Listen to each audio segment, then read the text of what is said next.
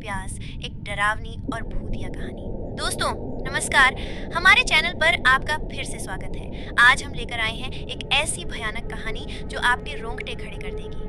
नाम है खून की प्यास, एक प्यासी आत्मा का आश्रय। तो लाइटें बंद करो, हेडफोन लगाओ और चलो सीधे देवपुर के उस नदी किनारे। राहुल और अनन्या ने अभी अभी अपना नया घर लिया था। राहुल का ट्रांसफर हरिद्वार से सटे छोटे से कस्बे देवपुर में हो गया था। उनका घर यमुना की पुरानी शाखा के किनारे बसा था, जहां दिन में भी धूप मुश्किल से पहुंचती थी। चारों तरफ घने बरगद और पीपल के पेड़ों की छाया और सामने एक जर्जर ऊंची हवेली, जैसे कोई मरती हुई रानी अब भी अपने पुराने वैभव को संभाले बैठी हो। हवेली में रहते थे हरिशंकर चाचा, कमला चाची और उनकी दो पोतियां, रिया 19 साल और मीरा 14 साल। हवेली की दीवारें हरी काई से ढकी थीं, खिड़कियां टूटी हुई और छत पर हमेशा कौवे बैठे रहते। पहले ही दिन अनन्या ने पड़ोसियों से मिलने की कोशिश की। अनन्या मुस्कुराते हुए, चाचा चाची नमस्ते, हम नए पड़ोसी हैं। हरिशंकर चाचा बिना मुस्कुराए, नमस्ते। कमला चाची ठंडी आवाज में, यहाँ ज्यादा किसी से मत घुलना मिलना बेटी, अच्छा नहीं होता। और बात खत्म। 2 दिन बाद रात के 1:30 बज रहे थे। अनन्या बालकनी में पुरानी भूतिया डायरी पढ़ते पढ़ते सो गई। अचानक उसकी नींद टूटी। सामने वाली हवेली की छत पर एक लड़की खड़ी थी, लंबे बिखरे बाल, सफेद साड़ी, पीठ अनन्या की तरफ। लड़की धीरे धीरे आगे झुक रही थी, जैसे नदी उसे खींच रही हो। अनन्या चीख कर, अरे रुक जाओ, गिर जाओगी। लड़की रुकी नहीं, उसके होंठ हिले। एक ठंडी फुसफुसाती आवाज हवा में तैर कर आई, लड़की आओ नीचे मेरे साथ। अनन्या दौड़कर बाहर निकली और हवेली का लोहे का भारी दरवाजा पीटने लगी। अनन्या, चाचा जी, चाची जी, जल्दी खोलो, रिया छत पर है, कूदने वाली है। दरवाजा खुला, चाचा चाची के चेहरे पीले। सब दौड़कर छत पर पहुंचे। छत खाली थी, सिर्फ हवा का शोर। अनन्या कांपती आवाज, अभी तो यही थी, मैंने खुद देखा। कमला चाची गुस्से से, तुम्हारा दिमाग तो ठीक है ना, आधी रात को आकर डराने का क्या मतलब। अनन्या घर लौटी, लेकिन उस रात नींद नहीं आई। सपने में वही लड़की बार बार नदी में गिरती दिखी। पानी लाल हो गया।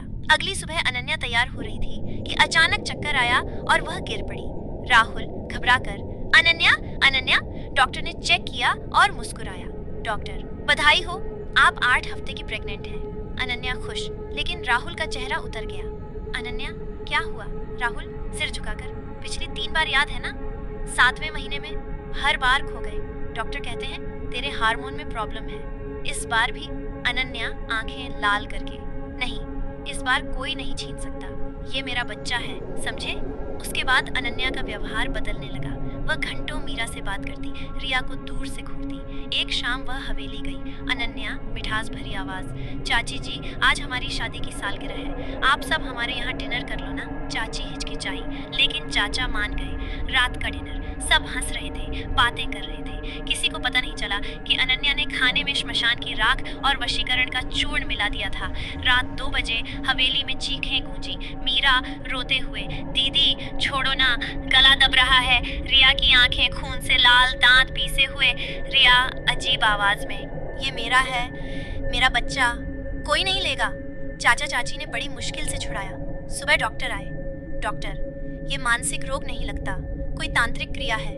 चाचा गुस्से में, चुप, हमारी पोती को कुछ नहीं हुआ। लेकिन रिया दिन ब दिन बिगड़ती गई, कीलें नोचती, सिर दीवार पर दे मारती, बड़बड़ाती, खून, मुझे खून चाहिए। एक शाम अनन्या फिर दौड़ी। रिया अपने ही पेट पर चाकू चला रही थी। अनन्या नाटकीय ढंग से, चाची ये साधारण बीमारी नहीं, प्रेत बंधा है। राहुल को बुलाया गया। राहुल ने नींबू मिर्च जलाए, मंत्र पढ़े, बत्ती गुल। रिया छत से लटक कर आई जैसे मकड़ी। राहुल जोर से, निकाल निकाल इस शरीर से प्रेत। रिया के मुंह से हंसते हुए, बहुत देर कर दी तुम लोग, अब ये शरीर मेरा है। अनन्या ने गंगा जल छिड़का।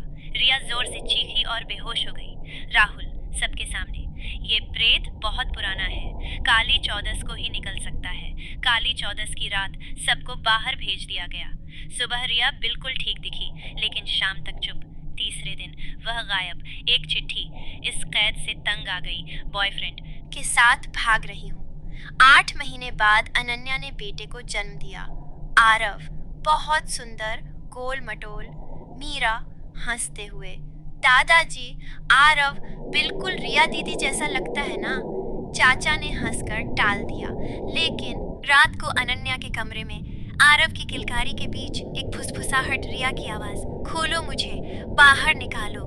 अनन्या मुस्कुराते हुए, घबराओ मत रिया, अब यहीं रहोगी मेरे बच्चे के अंदर। सच ये था, रिया की आत्मा नहीं, रिया खुद जिंदा थी, बेसमेंट में बांधी हुई, आंखों पर काली पट्टी, मुंह पर टेप। रिया कांपती आवाज, तुम लोग पागल हो, मुझे क्यों कैद किया? अनन्या ठंडी हंसी, दुश्मनी नहीं रिया, जरूरत थी। मेरे 3 बच्चे 7वें महीने में मर गए। डॉक्टर बोले अब कभी माँ नहीं बन सकती। फिर मुझे एक तांत्रिक मिला, उसने कहा शैतान से बच्चा चाहिए तो एक जवान कुंवारी लड़की की कोख उधार चाहिए। तू चुनी गई। हमने खाने में वशीकरण डाला, प्रेत का नाटक रचा, तुझे बेहोश करके बेसमेंट में बंद कर दिया। तू गर्भवती हुई, 7वें महीने में हमने तेरी कोख से बच्चा निकाल लिया। आरव मेरा और तेरा बच्चा है, अब तुझे जिंदा रखने का कोई फायदा नहीं। आज काली 14 है, शैतान को बलि चाहिए। रव की नदी किनारे, चांदनी नहीं, अंधेरी रात, अनन्या और राहुल मंत्र पढ़ रहे थे, आरव को गोद में लिटाया हुआ। अनन्या, आओ शैतान, स्वीकार करो ये बलि। अचानक हवा चीखी, बेसमेंट का ताला अपने आप खुला। रिया नहीं, हवेली का असली प्रेत बाहर निकला, वो जिसे 100 साल पहले यहीं डुबोया गया था। प्रेत भयानक हंसी, मेरा बच्चा लौटा दो। उसने अनन्या का गला पकड़ा। राहुल मंत्र पढ़ता रहा, लेकिन प्रेत जोर से हंसा। नदी उफन उठी, पानी लाल हो गया, तीनों को खींच लिया। आरव की किलकारी चीख में बदल गई। सुबह, हवेली खाली, अनन्या का घर खाली, सिर्फ बेसमेंट में अनन्या की डायरी मिली। आखिरी पेज पर लिखा था, शैतान आया था लेकिन प्रेत पहले आ गया, उसने सब ले लिया, अब हम सब उसके साथ हैं। अगर कभी देवपुर आओ तो रात को नदी किनारे मत जाना। कभी कभी 3 छोटे छोटे कंकाल मिलते हैं, आरव, रिया और मेरा, और हवा में एक औरत की आवाज गूंजती है, मेरा बच्चा, खून, मुझे खून चाहिए। दोस्तों, आज भी देवपुर की वो हवेली खाली पड़ी है। लोग कहते हैं काली 14 की रात नदी के किनारे 3 किलकारियां सुनाई देती हैं, भूखी, बदला लेने वाली। कैसी लगी कहानी? अगर रोंगटे खड़े हो गए हों तो लाइक, कमेंट और शेयर जरूर करना। और हाँ, अगर कभी कोई आपको बुलाए, आओ नीचे, तो मत जाना, क्योंकि वो आवाज शायद रिया की ना हो, बल्कि उस प्यासी आत्मा की हो जो आज भी अपने बच्चे की तलाश में भटक रही है। मिलते हैं अगली कहानी में, तब तक अपना ख्याल रखना। जय माँ काली, नमस्ते।